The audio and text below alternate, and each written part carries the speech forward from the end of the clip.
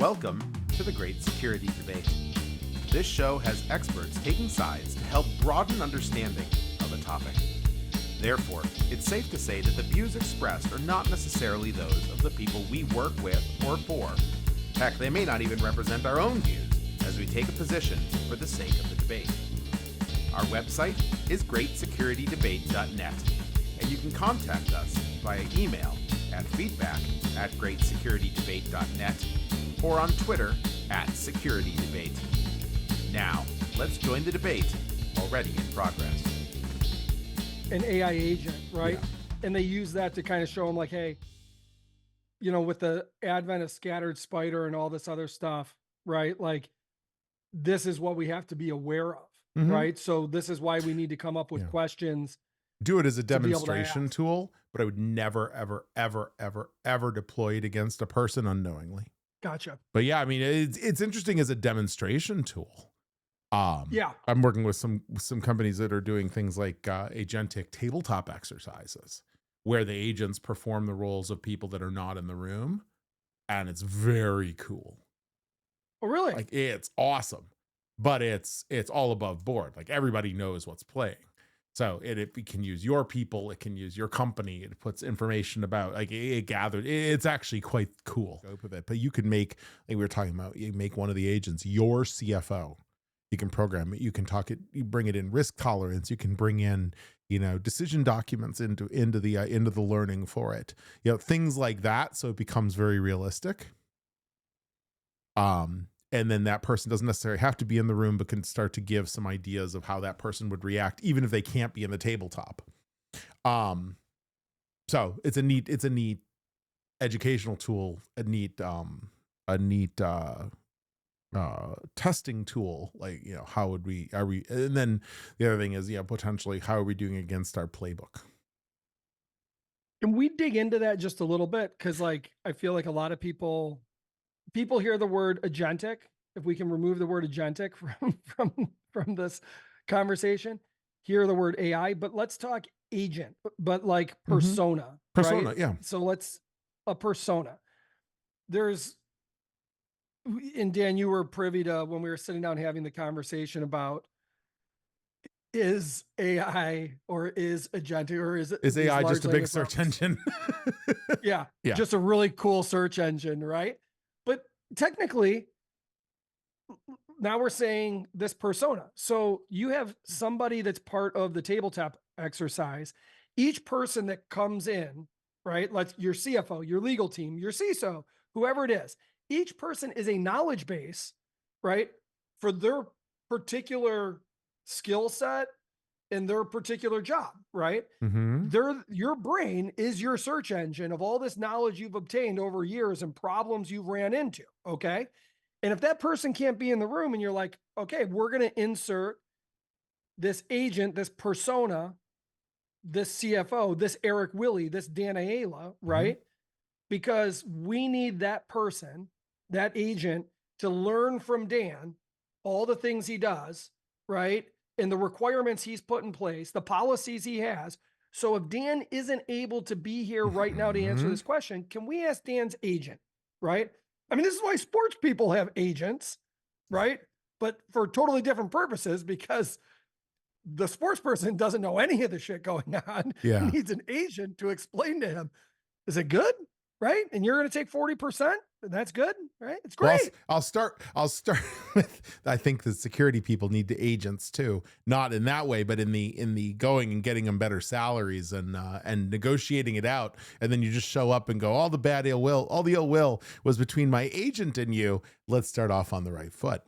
But I mean, the idea of an agent version of you is great, but I think also really scary for people.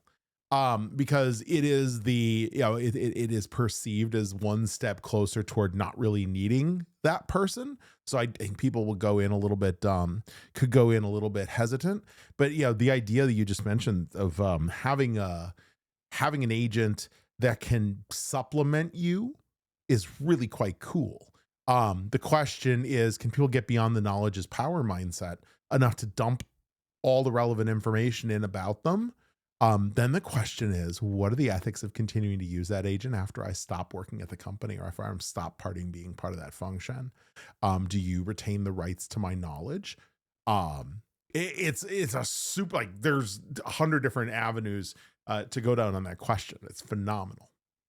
Well, and I think that question is a pertinent question because like you look at music, you look at videos, you look at art and all of that, right? And what can be done in marketing using it, right? And it's like, yeah, but where did it get this in order to create this, right? A Same thing with licensable music, Dan agent.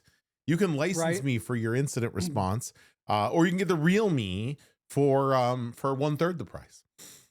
The agent should cost more. I mean, let's be honest. If we could make 6 Dans, we'd have a pretty good practice, right? I'd be like, oh, you need some consulting work? Dan A is busy, but Dan B and C have some availability. Dan D, he's going to be tied up for like 2 months, maybe, right? Dan F is still going through a little bit of training. He had a little bit of hallucination last week. Not to be confused with F Dan. Yeah, that's a whole other movement. Well, all I can think of in that, Brian, is the movie Multiplicity. Michael Keaton. Every copy of the copy is a little more wonky, and you get to Dan F, and it's just blurry. But now we can do maybe digital, that person had a really good recreations. negotiation. They're like, I'm only willing to spend $5, right? And you're like, Well, go ahead and give them F Dan. then you get. A super interesting idea. And then to use an overused term of co-pilot, that is really where the co-pilot idea becomes really, really novel and I think appropriate, because it is the sidecar that could sit next to you, even to whisper in your own ear and remind you of the things that you knew at one point and say, hey, at this point in an incident, look at this, or at this, at this juncture in a comprehensive program, here's the thing that you missed, or that would come next. Just it doesn't even have to just it totally makes sense. We can't get people to document their processes and what we're doing today, but you're going to keep a co-pilot updated as a persona of you. No, but now I'm going to take every lick of my own privacy mindset and my own security mindset out of the commentary and think about this in a true physics problem. This is, everything's in a vacuum. Everything works perfectly and there's no friction. Think about the idea of something that shadows you all day. Think of the old dictaphone tape recorder.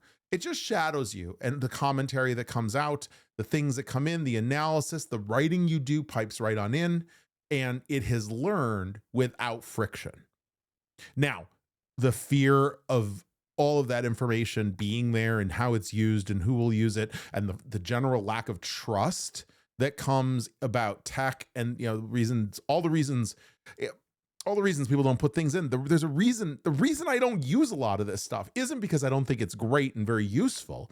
It's the ancillary. What else are they going to do with it?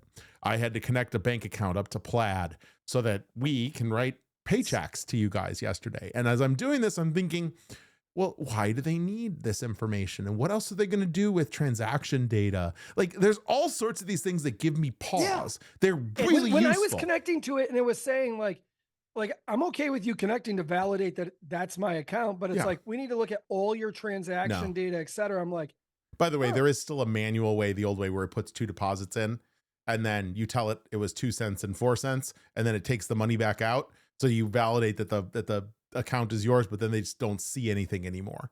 And that's the way I ended up doing it. But it's this trust. Like, there's so much opportunity, Eric, to take all this stuff in and use it. But if it weren't for the lack of trust, do I have a red flag? Where's my flag? Sir Eric is here. The whole problem with that, though, is if anything that is following you, listening to you, watching you is only getting the end result. What somebody is actually paying for and hiring somebody like Dan to come into an organization while you're running things is not the end result, but how you think about it, because how you think about it informs what you actually do. It has no context to understand how you even got to the decision. Yeah, fair play. Have you ever seen Prompts AI? No. Yeah. Okay, so not Prompts, the security tool, prompts.ai. So basically, it teaches you how to prompt, right? And uses every large language model, right? So it's like crowdsourcing it together. But here's the interesting part. it shows you can go back and see how they got there, right? Like, and how they built what I'll refer to as the But fuzzy Dan doesn't logic. have that. We can't Well, follow the trail, and nor do we want to see the Oh trail. of no, how trust me. So my wife regularly asks me, how did you get there? Like, you jump from thought A to thought B, which are like thought A to thought kumquat, you know, and like, how did you get there? And it's a very long and winding path. Ask Dan A, so how did you get there? Right. And it would explain what it perceived as the steps, right? Which then Dan could look at and say, well, that's true, but what it's missing is this, this, and this. So then it's getting better, right? Iteration.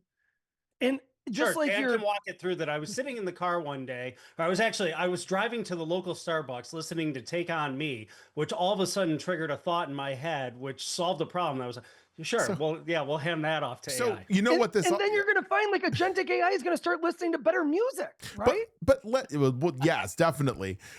Take On Me, very high quality. And then who defines what better is? But Eric, haven't we already gotten close to that with the idea of vlogs and the idea of people posting their every move and the things they do? Like, there's already a potential for people who post, I made a cheese sandwich because I thought about a newspaper, you know, they're putting this kind of stuff out there, or the answer is no. The answer is no, because that's all predicated on that it's an actual insight into how somebody's actually thinking, how somebody's actually acting, versus me altering what I'm doing because I know that it's going to gain eyeballs. The version of you. Yes, that good, very fair point.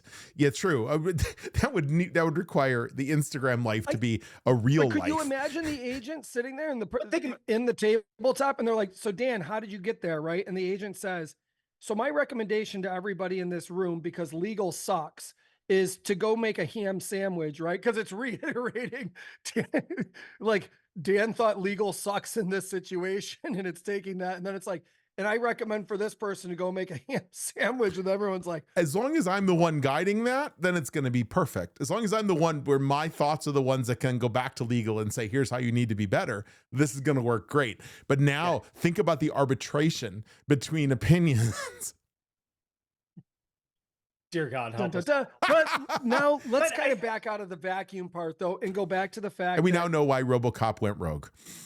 Yeah, but we have a statue now, so we're good. But it's almost like the robotic RPA, right? Like, if you can take some of that automation and process, right? So the question to the agent, right, in this case, isn't how you got there, but it's the self-creating macro. Okay.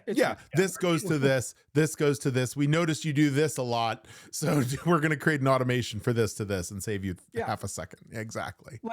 Like what's the process and requirement, right? Because this happened, what do we need to do next? And then why do we need to do that? And what's the impact if we don't do that on time, right? Yeah. Blah, blah, blah, blah. And it gives them all that. It's like, okay, great. Even if it was documented somewhere and they just didn't know where to get it, even though they've been told they know where to get it. Remember, you went in the beginning, you said, so this thing's going to follow me around, but it's only going to know the end game. What do our children do? They follow us around to learn, right? And then understand the end game. But what they see, right? And this is why words matter. How we say things, the tone that we use when we say it, has a big impact on their feeling of, am I capable of doing this on my own? Because even though the way I said it to them, I believe you're capable, the tone I used was, you're never going to succeed at this, right? The AI agent doesn't think that way.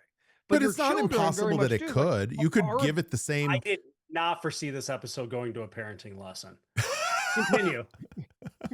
How do we parent our AI agent is what I'm asking. Think about this. I'm going to go to automotive before Brian gets there, just because I can. Is this allowed in the bylaws?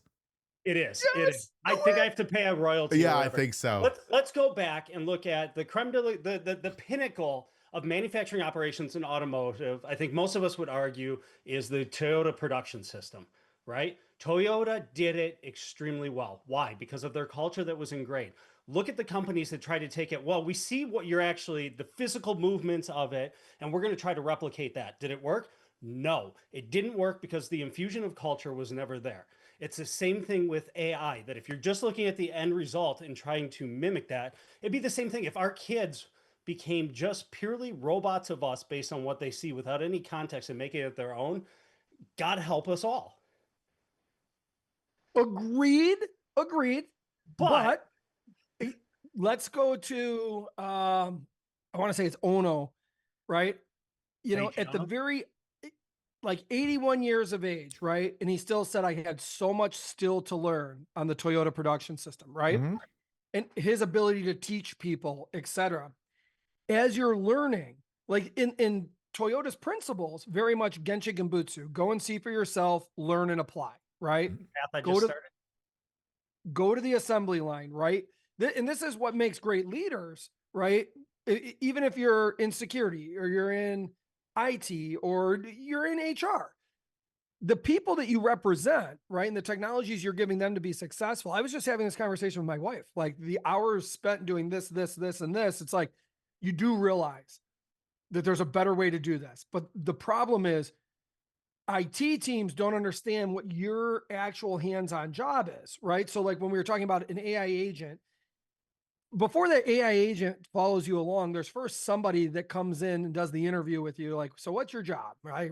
What do you do on a day-to-day basis? I What's wouldn't your say I've role, been right? missing And you it, Bob. explain that, but they don't actually get to see like, so what takes up the majority of your time? Well, here, let me show you, like when my kids go to bed from 9 till midnight, I am up reformatting all these spreadsheets, putting this in. I got to take this information from this team, put it into metric. Then I got to take this and like I created a system to do it, but there's nuance when this happens and when this changes. Interesting. You know, we could create a solution that could help solve this busy work problem and your ability to ask it questions to get what's the output you're looking for. But that's something your team, your technology team should understand. What are the limitations? Like, and I'm going to use Kelly as the example. Kelly, if you're spending an additional 4 hours or 3 hours a day doing all of this, right? And you guys wanted to get more and more business, then you'd need 5 more Kellys. But then when you bring those people in, you'd have to transfer Kelly's knowledge and understanding of how to do that and do it fast, right? Or else it's not, that's a year, 2-year, 3-year curve, right? But if you had Kelly A, B, and C, just like Dan, not the F Dan, but the A, B, and C Dan, and you're able to take some of those processes to say, hey, we don't need to do everything Dan does, but there's certain key attributes that would take other people this long, right, to learn how to do that part, that creation piece, right, of some of the documentation and change control and everything else that he puts together and the why, as he's able to teach that or explain that is very helpful. So in the Toyota principle way, right, the years it takes somebody as they mature through the organization to learn all, and this is why in the Toyota mindset, it was always, don't remove somebody from the assembly line and just keep removing until everyone screams. And then it's like, okay, that's the speed we're going to operate with the least number of people to make the most amount of money. It was take the people and rotate them to all different processes, right? Every 6 months. This way, if someone isn't there, this person knows that. Make the worker more intelligent, right? So just like that agent that you're trying to make more intelligent, it's not to replace you. It's so that when that person's unavailable, can they do that? The problem is culturally in humanity, the way we operate is, oh, but it can do most of what they do. We can get rid of that person, save some money. Right. This goes back to like the Ford principles versus the Toyota way. And then when the Toyota way came out, everybody was like, huh, let's learn that. But we can't call it the Toyota way. It has to be our way. We'll call it Six Sigma and we'll give people black belts because it's kind of like karate. Sounds cool. And I'm totally making fun of it right now. But the reality is the principles follow that same line. They just had to indoctrinate their own culture into it to get buy-in. Mm-hmm. So I'm with you, Eric, but that training of Eric A and Eric B, right? Like, look at the value you have of all your security understanding, but you don't have 4 hours a day to be able to pass that knowledge down, right? But if somebody could query Eric A to look for this or ask this, right? And then you're just explaining why. It's kind of reminds me of some of the solutions I've seen come out today, where it's solutions that manage different cloud architecture and so forth. And what it's telling you to do is generated by a computer. But they actually, those companies are putting people on the back end to say, okay, the AI generated this. Is that correct? So instead of the person spending all the time to search through it all, it's letting it generate it. They're reading it and then they're passing that on to the customer. So they're helping with those processes. I'm not convinced. I'm not there. I think for me, this goes back to the same argument that we had long ago, where it was told to me essentially that you could turn security into, you could create a single run book that takes care of all incidents in security. And I would make the argument you absolutely cannot. Of course And not. even if you try to and you believe that you've gotten there, all it's going to do is breed complacency that you don't have to innovate because you think you have all of the answers in this book. As soon as we start to create the digital instantiation of a person that is now fixed in time, right? Because it only knows what I know now without the curiosity to challenge, to learn, to grow, to change.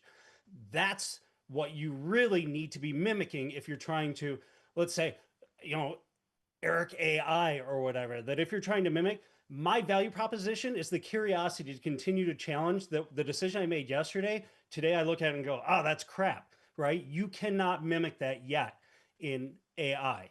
But that's a difference. It's super difference. dangerous because I think what we're going to see, everybody is off to the races, and AI has a great ability to cut through the monotony, right? You talk about RPA. This is the next evolution that, hey, there's this fixed task where, it's lost. I hit the red button every day. Sure, it can take over and do some of those things so we can free up humans to do something that is more value add.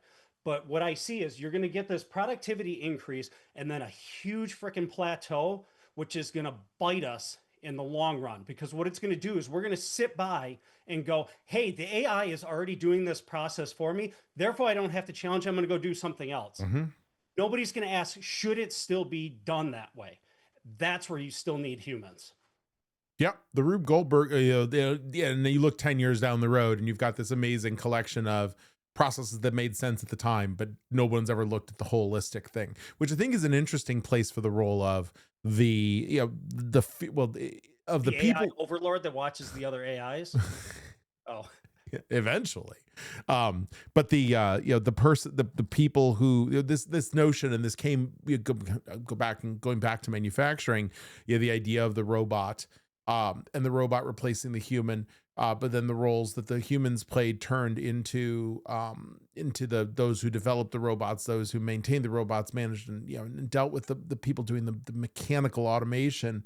I think we see the same thing here, where it is not an AI event yet that's watching the AIs, but rather the enterprise architect mindset, the one who's sitting there and staring at it and going, big picture, if we move this and this and this, we can change this and make this more efficient, or this is no longer a necessary component of this if we bypass this. You still have the need for the architect to look at the end-to-end process and develop it, and address it. The question is, can you or should you use automation to make it happen? The other thing you made a comment on, Eric, was the idea that that this is a point in time entity. And I disagree. I think this is a case, if you left it as a point in time entity, then the complacency could come in. But if you were to continue to let it learn, if you were to continue to feed it the new Dan thoughts, the new Eric thoughts as things were going on, the new developments, the things we were working on, especially in those architecture ideas or the how we got theirs, the commentary track, it wouldn't have to be a moment in time, and it could provide a little more inference. Isn't that a fallacy, Dan, though? They're not really learning. This is no, they could take our learnings and incorporate them into their methodologies. Essentially, you're using an AI to create a knowledge base of things that you feed it. Yeah. It's not really learning. Well, right? no, All you're doing using is using a tool. Using the parlance that listeners will understand, learning. No, it's not learning. It's just adding additional data sets to the. This is just what we call AI today is just a big data problem. It really is. Solved at scale. AI is just a mathematical way of finding data quickly. Yeah. Agreed. But it's sucking up a lot of power, and it is helping with automation. It is helping with some of those kinds of things. Can we count on it for too many things? I don't know, but the idea of sitting as a sidecar to me to remind me of the things I didn't do, that I don't have to go after and check and, do a checklist. It does the checklist for me and goes, Dan, next, you need to make sure to call the insurance company. That kind of thing would be awesome. Yeah. Okay. Now, going back to like the definition of what work is, right? What is work? Force times acceleration. No, that's Okay. it was a, what is it? There's a time part of the equation. My physics work professor would be is- so upset with me right now. Yeah, is a force, and the distance moved is the direction of that force, right? Yeah. So when you break force it all times down, there's distance. That's it. Not force times acceleration. yeah, force times distance. So then what does force equal, right? Distance is measurable, right? Mhm. So force is exertion. Force is an accel. Yeah, it'd be, well, in physics, it's a calculable item. second law of motion. Mhm. So I'm then just that sitting back has going, where's he going with this? I don't know, but I'm eager to hear. the second law of motion. So I it gotta go grab has some mass. popcorn. Hold on. It has mass times acceleration. And acceleration has a time component to it, right? Yeah. So in all work, there's a certain time component. Most humans look at work as I go to work and do 8 hours a day, and that 8 hours a day equates to 8 hours times $1 per hour that I'm paid, and that's what I'm paid to do, right? Finance looks at it that way too. They don't break it down to say, well, technically work equals, all the way down to looking at force and mass times acceleration. But the point here is, Dan, you talked about the idea of having a sidecar, something that can remind you of this and that. To get to where that can do that today, the amount of data that's become available for it to understand, Dan, right? All the different applications that have access to all the different things you use, tools, calendars, email, your communications, etc., allows it to help do that for you, right? Mhm. But in order to do that, there's a certain amount of energy that is used in a very quick amount of time, but it's that energy consumption. Is the means, that energy consumption, worth the output that Dan, or the end all, like you said, Eric, that Dan gets? And then how do we measure really what that is? Are we talking about energy consumption as in energy creation from a power plant, or energy consumption in looking at somebody's mind to accomplish something? Yes. Both, meaning the difference between the two. And this is where, from a human aspect, right, it's important we challenge ourselves to grow. Why do we continue to read books? To make the mind think about things in different ways. Why is it good to have teams of different people and different cultures? Because if you had teams of everybody that thinks the same way, you're not really learning, and then you're all agreeing and you're trying to make it, this goes back to a different Tolstoy quote. And it's the idea of challenging yourself to look at things in different ways, right? And that's where you learn from the mistakes you make, et cetera. Now, the agent, or the agentic AI, or this large language model, the compute power necessary and the energy consumption from Mother Earth. And I'm going to call her Mother Earth, right? Because there's a great book called The Matricide, The Killing of the Mother. And this goes into social science, the nurture versus nature. Mother Earth's energy that we are consuming so that we can make decisions faster, better, smarter, and replace ourselves. I think we're the only organism on Earth that's like, well, we're not trying to replace ourselves, but if we can make a lot of money doing it, why not? Right? Like, I'm not sure how everyone's going to survive once these giant data centers are cleaning out all the answers I need. There's a really cool book called, or movie for the kids called the one where they cut down all the trees and they make the hats, and then all the trees are gone. So then the guy sells them air. Lorax.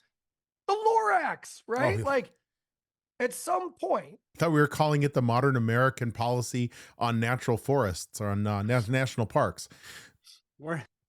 We agreed not to touch I'm politics. sorry.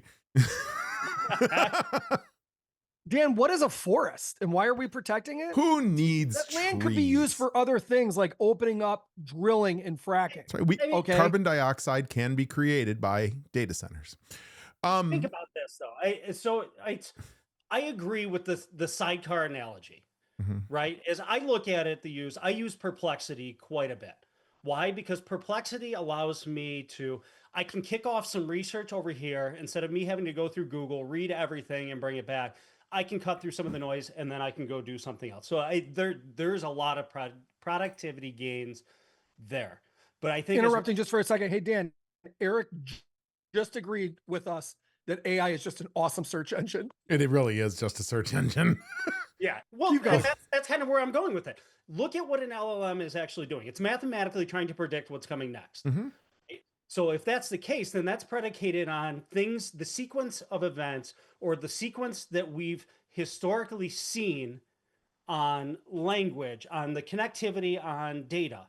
That does not lend itself to creating net new creative ideas. And kind of what Brian was talking about, that you read books to think differently about things. That I think in many cases, AI is going to further marginalize the nuanced ideas that are truly revolutionary and make big advances, right? That if we think about like the concept of bricolage that says there's really nothing truly new, right? It's just a rearranging of different things. Well, if everything we do is predicated on past norms of how we put things together and we become more and more reliant of that, do we start to remove the ability of people to be creative and think completely different than we've thought in the past? Yes, I think I agree with everything you said.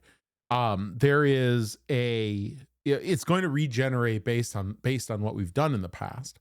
I think you combine that with there are some tendencies. This is not political. I think this is socio-political.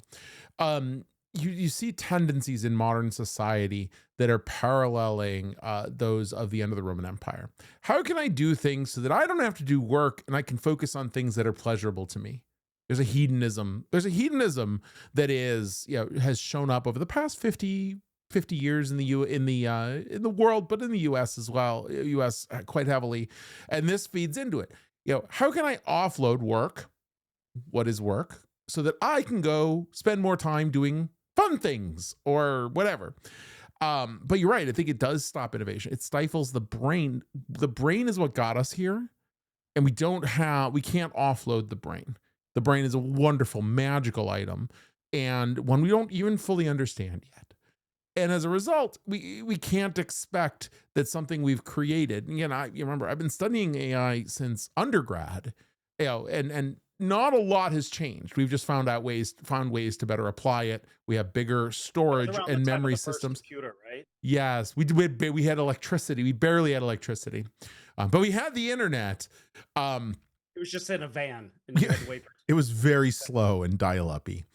But the advancements have been around the ability to accelerate processing time and the size of the data sets that can be used, and the presentation models. So like all of these things are not necessarily that we've done better at creating thinking technology. We've just done a better way. We have a better way to inquire it and to extract it. And so I agree with what you said, Eric. It will only get us so far. So then the question is, as a sidecar, it's a great idea because it just reminds me of the things I need to remember. It's a search engine. Search the checklist, tell me the things that didn't go. So it's like search engine plus. And it's never going to derive something new. It's just going to help you find things that are really exciting or that are identified or identifiable in a data set you've already given it. Depending on how you use it, because I will counter my own point. Being cognitive of what the over reliance on it can create, that if we can go in with that mindset and kind of curb how we're actually using it, I think that's where it can be creative, that it can be used as a catalyst where it can cut through some of the time I have to spend up front ideating, coming up with different things, right? And bring it back for me to synthesize the macro vision, the macro ideas that it's pulled together. Yeah. I think about this just from the standpoint, like because I've some of the sub agencies I work with, integrators, et cetera, the time it takes to put together an SOW, right? And this is why they're like, well, how serious is this customer? Because if we spend, 10 hours putting this together, just as like, Ryan, you're not going to need that anymore. Hey, connect your agent with my agent. The AI will figure out the terms and just agree on it. We're good. it's crazy. Like they're like, yeah, we can produce, 20-page SOWs really quick, right?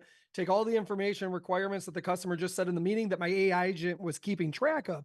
Like from a meeting note standpoint, great. Yeah, but Like, that's not generation. That's not the novel. That's just regurgitating. regurgitation, but then it takes the notes and dumps that into the requirements, right?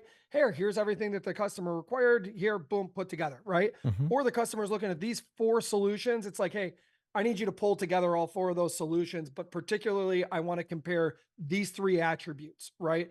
I also need to know what type of integrations it has with these solutions, because this is what the customer said is, pulls together all that information for me faster than me flipping back through my notes, pulling this up. So they have this, and that, and it just does it. Now, I put this note up in our chat. The value lies, and this is Google telling me this. I didn't ask Was it Google the AI? Copilot or the Gemini because I was afraid they'd lie to me because they want to survive, right? Like the iRobot. But I said the value lies not in reducing power, computational energy, but in leveraging that processing power to achieve outcomes that are difficult, slow, or impossible for humans to manage alone. Yeah. Now, the slow, I will agree with. The difficult, eye of the beholder, right? It's difficult that allows us to then understand how to do things better and faster. And Eric, like you said, we need that. Impossible for humans to manage alone. Most of what people are using it for is not for the impossible task. Not at all. No. Not It comes down to the definition of like, why are we here on Earth, right? Here's the kumbaya moment, right? Are we here to make humanity better and make Mother Earth last longer, right? Are we here to try to make more money, right? And like at the end of the day, the decisions that the boards and people are making are very much about money, right? And it's fascinating because like a yen rate changes, the US dollar, the strength of the dollar changes, et cetera. It's like, the strength of the dollar just weakened by X. Mr. Employer, I'm going to go ahead and need a 5X pay increase because the dollar's not as strong anymore. And that's what you pay me. My strength hasn't changed. I'm still Brian, and I got Brian A, B, and C too lined up. So come on, let's go. Right. If that's what we're truly like, kumbaya moment, this whole solution we've created eats a lot of Mother Earth. What are we here on Earth to do? Is it to protect Mother Earth? Right. Is it just to make money? Well, and don't ask the AI, Dan. I see you typing into Dan A, B, and C to see what it has to say. I'm automatically connected. Like the people in Pluribus, they already know. All the AIs of me know, which by the way, it's a phenomenal show. Really interesting concept and very thought provoking. I mean, going back to Brian's micro segment on parenting, like this is one of the big impacts that I see. I think it's going to exacerbate what we see, the effect of social media on younger generations, right? As we look at the younger generations, most of their interactions now come on a phone, right? That we can't have a face-to-face conversation. I'll hit you up on I don't even know what the latest social media is that we're using. I'll just text you from the other room in the house. Yeah, and now you infuse AI into that I think it's going to it has the potential to further push some of those generations down a technical rabbit hole where they become so isolated from technology that you start to lose some of those human elements unless we make a honest effort to start pulling them back and putting them in a room and so they can learn to actually have a conversation. Yeah, no, totally agree. Yeah. But I'm there with you on the parenting part. And like the conversation we were having earlier, right? And I'm in the car with my children, and one of the children says to me, well, Dad, you're right. Mom should have sent that to you in the calendar so you knew. And it's like, well, not exactly, sweetie. I love that you're sticking up for me right now, but here, and then you have to explain the why, right? But without doing that, I could have been like, no, you're absolutely right, right? Because I think I'm right. But then the model I'm training is somewhat wrong, right? Like this isn't about right or wrong, sweetie. This is about us learning to work together better from a communication. I failed to read all the notes, right? That's on me. Now I had Brian B that reads all of my text messages and then brings Kelly's to the top, right? Like, what are the priority and messages? Kelly number one, then Eric/Dan, right? I don't want to discount you guys while we're on together, right? And then everybody else. Then it would have told me the things I was supposed to do last night, which I totally failed to do, right? But your children watch your interactions. They see that and they learn. And they also feel for you too when you feel like they feel like one of you got in trouble and they want you to feel better just like you do for them. So they try to say, "It's okay, Dad. Dad should have done this or mom should have done that." It's like teaching moment, no. And here's why, right? So it's those human interactions that make us better, closer, because we're here on earth for humanity, civility. And that's where I'm going to take a shot at the default settings of what I'll say of the LLMs that are more pervasive today, right? Because I think that becomes an issue. Because just say like Brian, well, no. Well, have you ever put anything into any of the AI tools that have told you that? Everyone that I have used is a complete echo chamber for whatever I give it, unless I explicitly tell it, I want you to play a different role and challenge me. And I think that's creating a huge issue. If you look at now, so I picked on the younger generation, pick on the older generations that frankly did not come up with the internet. And I almost feel bad because they never really learned how to use it. And that's how you get that people are eating babies. Mom and Dad, he's not talking about you, I promise. No, I was talking to my parents. Oh, okay. No. But if you think about that, I feel like that's also one of the myths of the boat, that we put this technology out there and we go, well, we're just going to give it a blank persona. Hey, here you go figure it out. Like, I was using Perplexity to come up with a team building exercise for some leadership meetings that we were having, and I had found something super cool to do with Legos a couple weeks ago. So this is where there's benefit, right? Because they came up with creative ideas. I'm like, oh shoot, I hadn't thought about that. Fast forward a couple weeks, and I'm going, I can't quite remember how it teed that up, how it framed it up. So I put in one of the prompts, like, hey, a couple of weeks ago, you told me about this Lego exercise. It spit back to me as if it totally remembered what it had told me. And I go, well, that isn't really how I remember it. And it literally comes back, oh, you got me. I don't have access to that. I can't remember that. But totally gave me the information as if it was something that, yeah, this is totally what I just fed you. Right? Yep. So it bodes the question. Two things come to mind. One, should a system like this require a level of test, of confirmation? Because you have to use it with, you have to take the results with a grain of salt. You have to be aware enough. And people say, oh yeah, I understand. It's a dumb system and it hallucinates. But should you have to prove that you really understand that before you're allowed to use it? And then conversely, one sec, Brian. Conversely, think about the motivators of all the systems you're using. That actually works to hold Brian up. So just keep an eye on how Dan. 1 second, Brian, hang on. One more thing. The motivators of the systems is not necessarily about giving you the answer. Eric, you talked about this, that the responses being very echo chamber, very what you want to hear. Think about it in terms of these little tidbits that are coming about OpenAI potentially putting ads in. Guess what? We're back to engagement. I'm going to tell you what you want to hear so you continue using it so I can show you more ads. These are two sides of the coin that need to be taken into account with using the system. Brian. It's almost like we've gone. Brian. No, I'm just playing. It's almost like we've gone beyond that and what I mean by this is the checks and balances with the way social media works today, where it's completely almost replaced true reporting, because once something's out there and it's been viewed before it can be taken down, it's in someone's head, right? Yep. And it could take months, years to get someone to change that. And so when people talk about hack the elections, they're like, well, they were in the computers, right?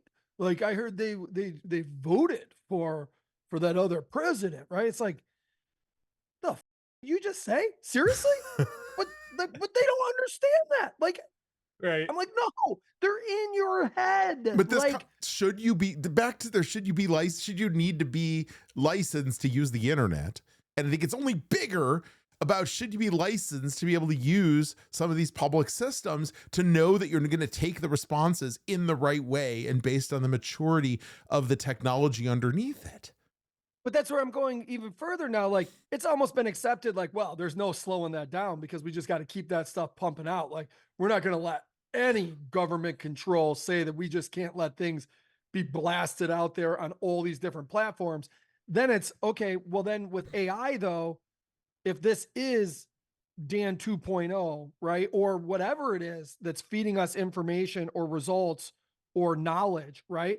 What are the checks and balances? And this goes back to the conversation we had when Elon was saying, well, no, some of the stuff's fixable. If there's gaps, we just fill it in with the right information.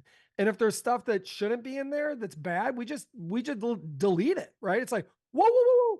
That's like saying, we're going to burn the books that we don't want people to read because we think those are bad books. No, We've never done that in our society ever, Brian. No, exactly. That's why. But so I taking a different approach, Dan, because I like where you're heading. I don't think it's a license to use, but I think we need to think in the context of what are the default settings, right? Mhm. And this is kind of why I led with this. That it almost, if we think about the AI, it's all around grounding, right? The more grounded something is, it's tightly knit to the data set that we know is of some truth. The less we ground it, it starts to go off on its own and it starts to create its own truths and stuff like that. I almost feel like that it's got to be kind of an unlocking through learning, right? That you start very tightly knit. That hey, these are the sources that are truth until you can prove that you can do something with that. And then, okay, we're going to start to let the reins off a little bit and allow it to start to creep outside of that. So since we've seen how well gamification works in things, the idea of when I start a video game, I only get these 3 capabilities until I've proven I can use them, and then I get more and more and more. My and parents AI, are only allowed to pull from encyclopedias. It gets grounded. There you go. And with that, unfortunately, we're out of time. Thanks, Eric, and thanks, Brian. This is a great discussion. And someday we'll just put AI Eric and AI Brian and F Dan into a virtual Zoom room and let them make the podcast on their own, and it'll sound like a bunch of Furbies just talking to each other. But for now, we'll see the both of you in 2 weeks. Thanks to everybody for listening. Thanks for viewing.